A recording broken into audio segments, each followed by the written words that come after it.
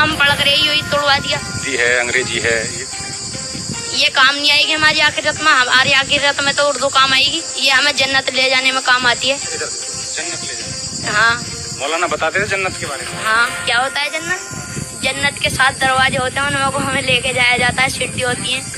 आप बच्चे हो, जन्नत जाने की अभी से तैयारी कर ली? यस। अभी तो यार देश के लिए पढ़ना है, फिर इसके लिए कुछ करना है, अपने घर वालों के लिए क्या करेंगे? अपने लिए करना ना है। देश के लिए कुछ नहीं करना। नहीं, अभी हूरों के बारे में सही से बताया नहीं था, बताया था, भूल गई। हूरों का चैप्टर आने से पहले ही मदरसा ध्वस्त हो गया। हाँ, ये बंद करवा दिया। इसमें योगी की दिक्कत है। हूरों का तो चैप्टर पढ़ ही लेने देते, तब चलवा देते बुलडोजर। हाँ, ये भी योगी को ध्यान देना चाहिए कि हूरों वाला चैप्टर आने से पहले ही आपने मदरसा ध्वस्त करा दिया। तो आपको भी चाहत है हूर मिलनी चाहिए। यस।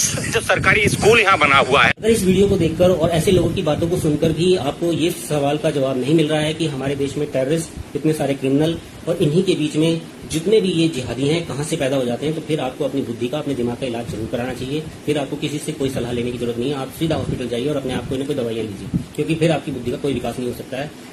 इस तरह के जितने भी प्रोडक्ट हैं, इस तरह के जितने भी क्रिमिनल हैं, इन सब का मैन्युफैक्चरिंग जो होती है वो हमारे मदरसे और मस्जिदों में होती है। इसमें कोई किंतु परंतु होना नहीं चाहिए। एक और मसला कई जगह खड़ा करते हैं ऐसे लोग। ये लोग क्या करते हैं कि सरकारी जमीनों को अपने बाप दादाओं की जमीन समझते हैं। जहां भी देखते हैं उसे खाली कर, उसे साफ सुथरा करके उसमें अपना बसेरा डाल देते हैं और फिर इंतजार करते हैं कि कितने दिन तक हमें कोई उठाने नहीं आता है या हमें कोई मारने पीटने नहीं आता है।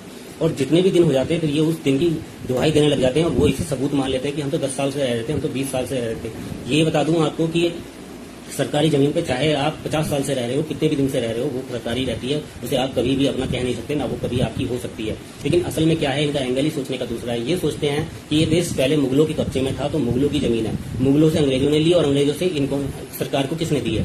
बस उसी अधिकार से सोचते हैं हमारे बाप दादाओं की ये जमीन है। रेलवे पे इनके कब्जे, पहाड़ों पे इनके कब्जे, जहां भी खाली जमीन सोचते हैं, इन्हें कोई मतलब नहीं किसकी है, कहाँ है। कुछ इन्होंने सरकार ने, कांग्रेस सरकार ने भी इनको इस तरह के बलबूत दिए हैं, इस तरह के ऐसे हिम्मत दी है कि आप चाहो जहां चाहो रहो। और इन्हें 50 साल से जब रहने के लिए मौका दे रखा है तो इन्हें लगा कि अब तो हमारे बाप दादाओं की ये सब जमीनें हो गई हैं।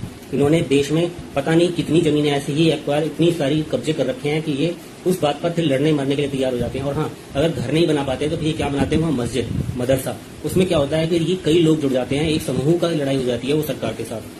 तो मदरसा किसी एक का नहीं होता है, लेकिन मदरसे ये सब यूज करते हैं, रहने, खाने, पीने पीने, हथियार इकट्ठे करने और सारे गैर कानूनी कामों के लिए यूज करते हैं। फिर उसका कोई एक भी मालिक नहीं होता, ना उसके कोई कानूनी पेपर होते हैं। तो फिर इन्हें बड़ा इजी होता है सरकार से लड़ना और ये कहना कि आपने मदरसे को क्यों तोड़ा, वो हमारी धार्मिक स्थल था, जबकि ये उसे हर तरह से क्रिमिनल यूज में ले रहे होते हैं और उसे टूटते